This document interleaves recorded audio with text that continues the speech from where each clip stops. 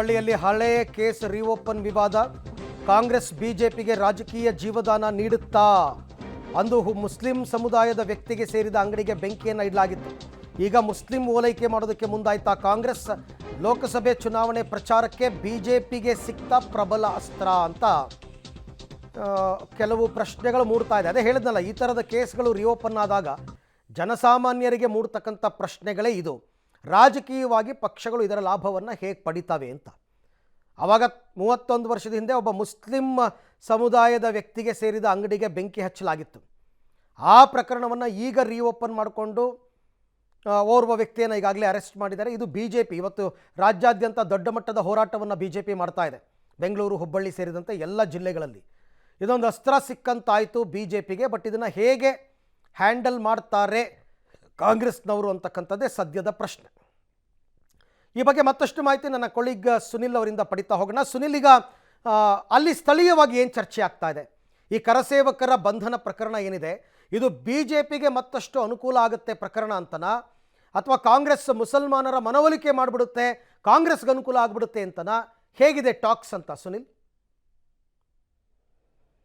ಅರವಿಂದ್, ಸಹಜವಾಗಿ ಬಿಜೆಪಿಯ ಭದ್ರಕೋಟೆ ಹುಬ್ಬಳ್ಳಿ ಧಾರವಾಡ, ಅದರಲ್ಲೂ ಕೂಡ ಅತಿ ಹೆಚ್ಚಾಗಿ ಹಿಂದೂಪರ ಸಂಘಟನೆಗಳು, ಕರಸೇವಕರು, RSS ಮುಖಂಡರು ಇರುವಂಥದ್ದೇ ಈ ಹುಬ್ಬಳ್ಳಿಯಲ್ಲಿ.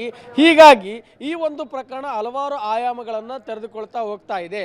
ಈಗ ಕಾಂಗ್ರೆಸ್ ಸರ್ಕಾರ ಇರೋದ್ರಿಂದ ಈಗ ಕಾಂಗ್ರೆಸ್ಸಿಗೆ ಹಿಂದೂ ಕಾರ್ಯಕರ್ತರ ಮೇಲೆ ಕಿಂಚಿತ್ತೂ ಒಂದು ಏನೋ ರಕ್ಷಣಾ ಮನೋಭಾವನೆ ಇಲ್ಲ, ಅವ್ರನ್ನ ಟಾರ್ಗೆಟ್ ಮಾಡಲಾಗ್ತಾ ಇದೆ ಅನ್ನೋದು ಪ್ರಮುಖ ಆರೋಪ.